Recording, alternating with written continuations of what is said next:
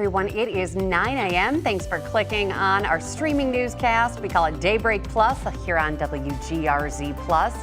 And this morning, we are waking up, all average Americans, you, me, everyone else, wondering when we will start to feel the impact of the global trade war.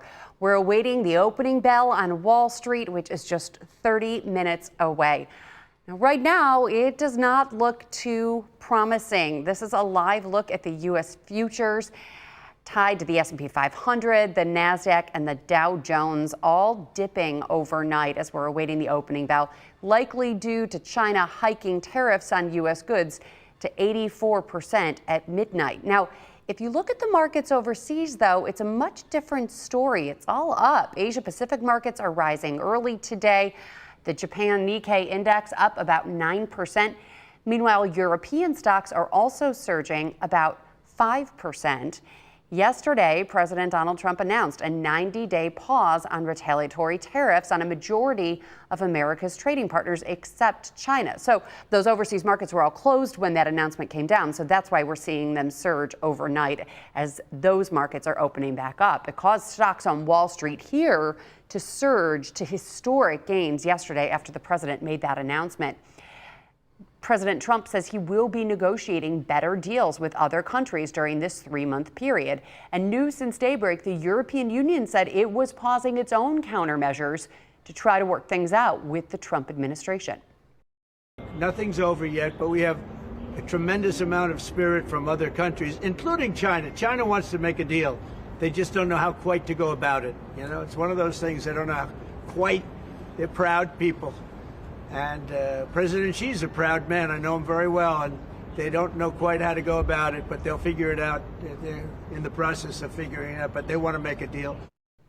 Now, we are talking to economic experts trying to figure out what does this mean for you and me and the average American. And they say they're not sure when you'll start feeling the impact of the tariffs, but many everyday products that you buy could soar in price pretty soon. China and Vietnam are the biggest toy manufacturers that supply to the U.S. The president of the Toy Association recently told CNBC the prices could jump by at least 50% on toys. Then there's also clothing. According to the Associated Press, 97% of the clothes and shoes purchased here in the U.S. come from Asia. And because of the back and forth, prices for sneakers from a place like Vietnam could jump more than $100, depending on what type of shoe you buy. UB Associate Professor Charles Lindsay says that without the tariffs pause on China, it's only a matter of time before we start really feeling the pinch in our wallets. It's debatable how long it's going to take, but there's no doubt that when it comes to those categories for which the U.S. is so reliant on China, if these tariffs remain in effect, consumers are going to see a significant increase in price. If you talk larger durables, for instance, appliances, and we could even think about clothing and so on and so forth, that's probably about a 4-month to 5-month time lag, just in time for back to school shopping. And so this pause, I think, is especially important because otherwise, that's the timeline that would have, I think, the timeline that I just laid out, when consumers really would have started to see significant increases in prices for those items. And we are closely monitoring the tariff roller coaster, which seems to change day to day, sometimes hour to hour. So for the latest updates on the global trade war, you can visit our website, WGRZ.com, and download our free news app. And now something also that changes day to day, it seems, is the forecast. This is a live look at the current temperatures right now. We were seeing snow this morning during the morning commute. Going to be changing to rain also. Patrick, we've got snow behind you. Where are we looking right now? This is snowy Salamanca, where the snow is going to last maybe a little bit longer here. I was just outside. Light snowflakes are beginning to change over to a little bit of light rain, and that'll be the story today, but still on the cool side, only in the low 40s. Tonight, 38 with perhaps a rain shower. Tomorrow, less rain than today, just a lot of clouds and cool, but still maybe a chance of a few showers. There you can see the shield of light snow moving through. Temperatures, though, are now, getting above freezing. So we're going to begin to see that transition to light rain. But it might be a little bit of snow through the mid to late morning before it changes over. And then it will be just a damp afternoon with temperatures that are currently in the low 30s in Salamanca, which is why it's snowing, but beginning to mix over to rain with mid to upper 30s now in Buffalo. And Future Look shows, again, the rain kind of taking over this afternoon. This is during the commute where light rain will be falling. Temperatures in the 40s. Tonight, the rain peels back a little bit, and tomorrow we'll wake up to clouds and some light showers, but again, not as steady as it will be today. And then the trend for Saturday is a drier trend, as most of the rain with the next system is going to be east of us. So it'll push off to the east and we'll be just fine with plenty of clouds. And then Sunday looks a little bit better. So again, a little more optimistic forecast for the weekend. Not that there's a ton of sun, but again, less rain. All right, light snow and rain today, cool, 42 tonight. Cloudy with some light rain showers, and the 7-day forecast. So there's your dry Sunday, 50s, low 60s on Monday. There is a front that moves through Monday night, bringing showers in cooler numbers for Tuesday. And then there will be another push of chilly air next week, so that by Wednesday, Tuesday night into Wednesday, we could see some snow showers here. By the middle of next week in spring break. But you know what? I got a call today or a text. Does anybody call anymore? Not usually. I know. And if there is a call, I always feel like it's an emergency. Yeah. Oh, another thing before I get to my story, I couldn't even tell you what my wife's phone number is. I know. I don't even know what my kids. As a kid, I could remember every phone number as you're using the rotary phone to put it in. In the long cord. Right. Anyway, I got a text from my buddy Clay Moden over at WGRZ, and he was telling me about how recently his sister graduated from Bonaventure, St. Bonaventure in Olean in mid to late April during like a snowstorm. Just a kind of a reminder, and given where we're going next week, we could kind of see that kind of wintry weather. My point is April can do this every now and then, and next time I'll call Clay instead of texting to confirm the story. But it's true, late April, early May. Yeah. And Mother's Day, Elliot's always got golf tournaments on Mother's Day, and there have been many in the past few years that I've been bundled up or there's been snow falling down. On Mother's Day? On Mother's Day. 1989, 8 inches of snow fell on Mother's Day in Buffalo. Wow. 1989. I think. That's like the latest accumulation ever. There was reports of light snow later, but I mean, that's pretty. I did have a viewer write in today asking what's the deal with the ice boom, because they tried to take it out April 1st. It was delayed because there was just still too much ice on the lake. If you drive on the sky, look out, you can see it's all ice still. Yeah. It's really diminishing. I got to believe it'll be pretty soon. Yeah. But it's not. It's been in through, there was a mid-May date was the latest that it's ever been in. Okay. Another little fun fact, when I came here for my job interview, which was May 4th of 2015, I'm in my hotel room, and I'm watching Scott Levitt and Mary Alice. I'm watching the newscast talking about removing the ice boom.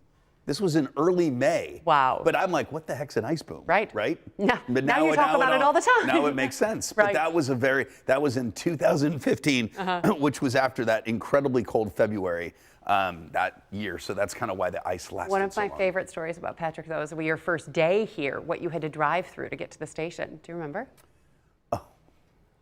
Let's take a minute here and chat about this. The Delaware, the Allentown Art Festival. Allentown Art Festival. That I've got my truck. You see me in a truck, SUV, filled with stuff because I came here before my family, and I'm driving, and somehow I get on to the blocked off Delaware. I don't know how, but I get around I don't know what's going on. So I'm driving. Why are all these tents in the middle of the road? And I'm like, not fast. This wasn't like crazy. And it wasn't during while it was actually happening, but it was. But then I realized that I'm in the middle of an art fair in my car driving, and I open up the back of the car, the dog jumps out, all my stuff pours out on Delaware Avenue right here off near the, what is that, motel up the street. So anyway. Welcome to Buffalo. That was my first day here. Making a great first impression. And it was pouring rain as well. And you were so endearing, and everyone loves you now. Well, We'll see about that. Anyway. Okay, here's something else we love. We love Bills stories that make you want to tear up. We are exactly 2 weeks away from the draft, and that means the front office and this guy here, Brandon Beane, are hard at work finalizing their big board. As many sports fans know, the draft is a long, tedious process that requires a lot of work. So yes, the GM is enlisting some help. Take a look. You ever been here before? I don't think so. Welcome to One Bills Drive. Thanks. What are you excited about today, being here, or like as a Bills fan? A tour of the facilities, just to see like how the team prepares, like where they do things, and just like team history and all that good stuff. We're gonna go see Mr. Brandon Beane. Oh, nice. Cool. All right. What's up, Tommy? What's up? How's it going? How you doing, buddy? Good. How's it going? Good to see you, man. Good to see you. You doing all right? Yeah, doing well. Nice to see you. Y'all come on in and have a seat.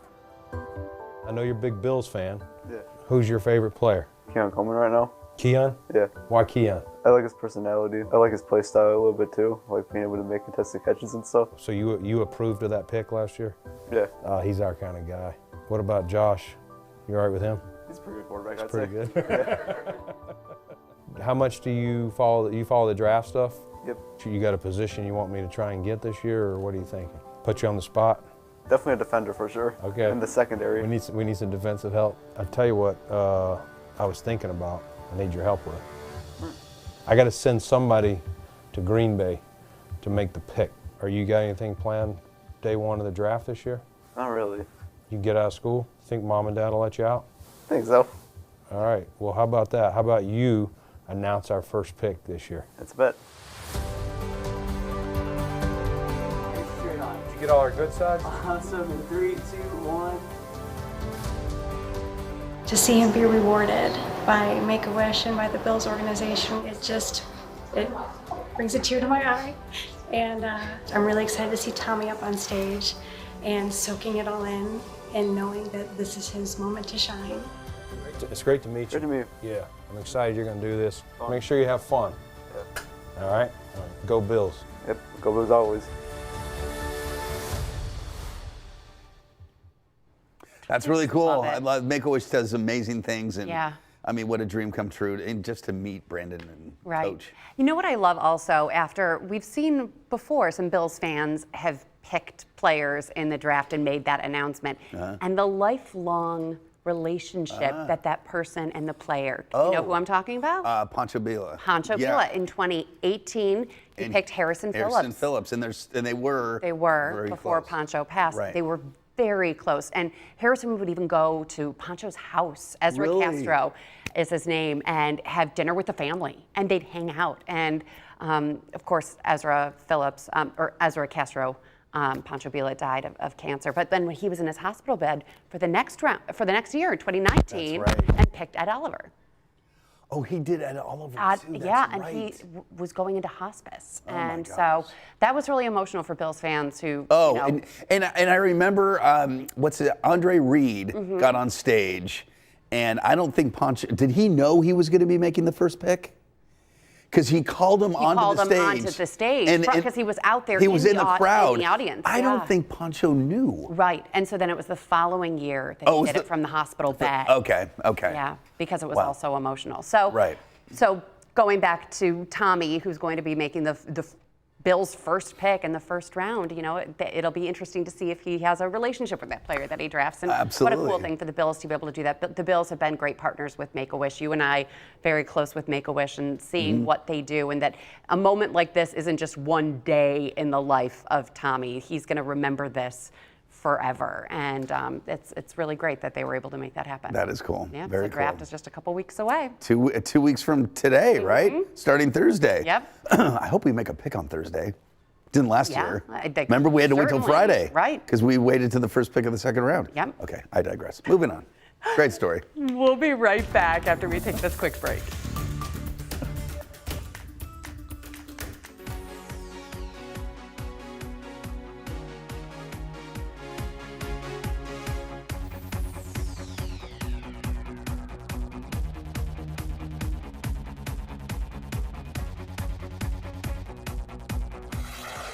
Welcome back, everybody. It does not feel like spring outside. The spring flowers still feel like they're so far from being in bloom. We're seeing the crocuses pop up a little bit, but who knows when they're actually going to bloom. Although I was checking the Cherry Blossom Festival. That kind of changes from year to year of when it's going to be.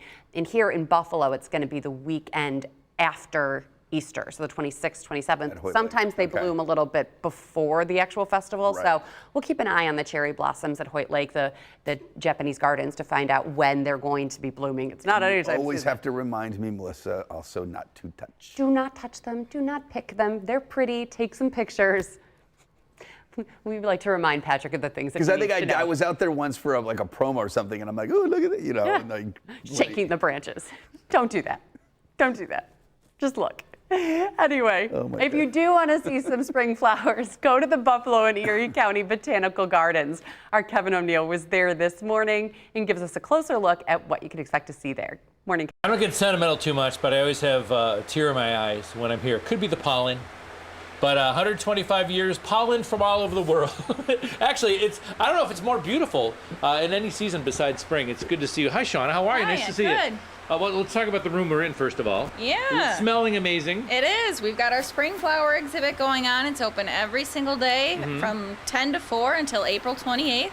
We got over 30,000 blooming bulbs. Oh, as soon as I walk in. I know, it hits you. It's you can beautiful. smell it. It's beautiful. Okay, let's talk about the new area for the kids. Yeah, so we just opened our brand new play space. It's all pollinator themed. So kids will be able to play and learn about bees, learn about what they do for everything in our daily lives, and make sure that they're not so scared of bees. Bees are our friends. They are. Man, this is busy. 125 years. You guys have a busy schedule. We do. 125 years. We're so excited. We're asking people to go through their photo albums, ask your family, ask your friends, see if you can find some photos of your time here at the Botanical Gardens for the decades. Yeah, if your grandparents, if your parents took you here to try to dig deep and get those pictures, how do they get the pictures to you? Yep, so they can submit them online at buffalogardens.com. Okay, and that's the website for everything else too. Yes. Okay, the bunny, you'll be here? Yep, Botanical Bunny, he's coming Friday, April 18th and Saturday the 19th from 10 to 2. He'll be hopping around here, smelling the flowers. Yeah, when the kids are off school, if the weather's inclement, as it often is in April, it's always beautiful in here. Exactly, there's so much to do, so much to see. Can I talk about butterflies real fast? Sure, yeah, we've got butterflies coming in June. We're so excited. We're going to have hundreds of butterflies flying around. People are going to be so excited to see this. Awesome. 12 months out of the thank you, by the way. Yeah, of course. Thank you. Congratulations on 125. I was here when it first opened. That's not true. The website is buffalogardens.com. On your side, where Buffalo meets Lackawanna, I'm Kevin O'Neill, Channel 2 News. Patrick, how would you feel about that, being in like the butterfly area with hundreds of butterflies flying around? I've done that. It's really cool. But then all of a sudden, like one will land on you, and you know. They do that at the Erie County Fair, and I love going in it. You pay like $1, and you go into the tent, and they give you a little Q-tip, and they put like sap or something on it so that they'll land on the Q-tip, and then you can put them on your face or put them on your head and take pictures. And I actually really, really like it. I don't like bugs at all, but there's something about butterflies. They're pretty bugs. Yes. Yes. As long as you don't confuse a moth with the butterfly. I don't know. I'm fine with butterflies. I'm not good with a moth. What's his name? Who's the comic that used to do Saturday Night Live? He just passed away. Oh my gosh. Who did a joke about a moth? It's one of the funniest. You brought up moth. Made me think of it. I will look it up. Norm Macdonald. Oh. Google Norm Macdonald moth joke. Okay. And he does it like on David Letterman. Okay. Or Conan O'Brien. That's what it is. It's the funniest thing. Is it clean? Can we air it on the stream tomorrow? Yes, we can. Okay. I will make sure. I'm sorry. You said moth, and I just watched it the other day. Do you know what I'm talking about? Norm Macdonald moth joke. It is so funny. Okay. Moving on. Snow to rain. Did you see the snow that's flying out there this morning? We go from snow to rain, changing to rain as we go into the afternoon. Cloudy with light showers tomorrow and possibly Saturday, but it's really starting to look drier now for Saturday. Better looking weekend, yeah, with maybe even a little bit of sun on Sunday. It'll be dry Sunday. There is the shield of light snow, eventually changing over to some light rain as temperatures climb. This is not sticking, okay, because again, we're into the mid to upper 30s already, but it's still lightly snowing. Still cold enough, though, that it may stick a little bit on grassy surfaces in the southern tier. But again, we're warming up into the 40s. Here we go. This is the rain and snow moving through this morning, tapering off as we head into tonight. Then for tomorrow, some lingering clouds and rain showers, but watch what happens. The next system we're watching is down here in Baltimore, but instead of heading into western New York, it's got more of an easterly push. So less rain, if at all, on Saturday. Still the clouds, but again, most of the action will be east of us, so a better looking weekend forecast. For today, low 40s. As we head into tomorrow, mid 40s with a chance of a few rain showers. Long range forecast looks like this. We've got rain showers on Saturday, dry Sunday. Monday, we're up into the 60s.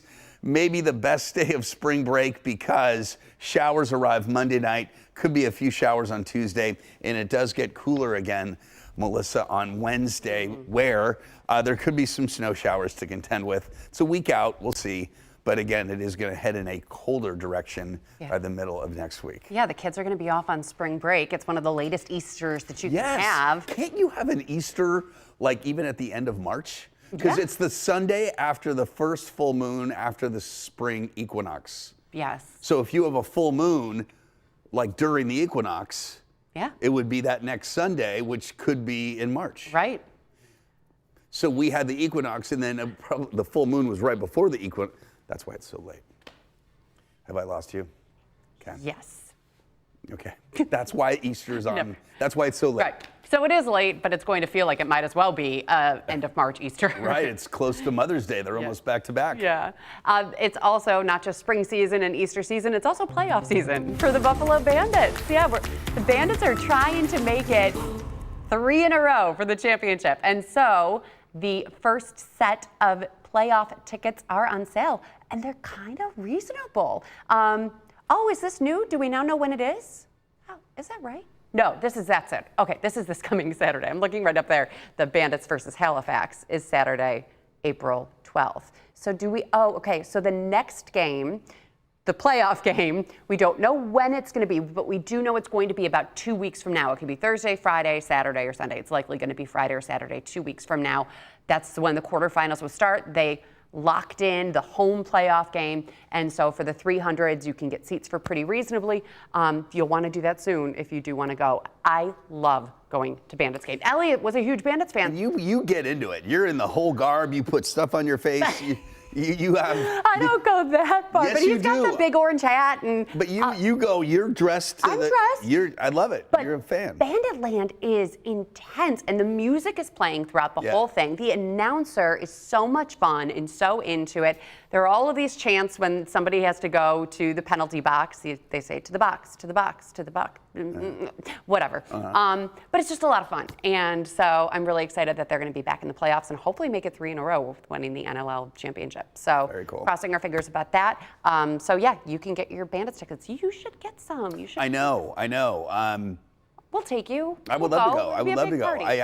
I'm ashamed that I haven't been, but we will go. Yeah, and also tonight, by the way, the Sabres are going to try to make it 6 in a row. Amazing. Peaking not at the right time in the season. They're heading to Columbus tonight to play the Blue Jackets. They can eliminate Columbus on home ice. They beat the Capitals by scoring 8 goals. Right. And the most goals that had been scored on the Capitals all season was 5.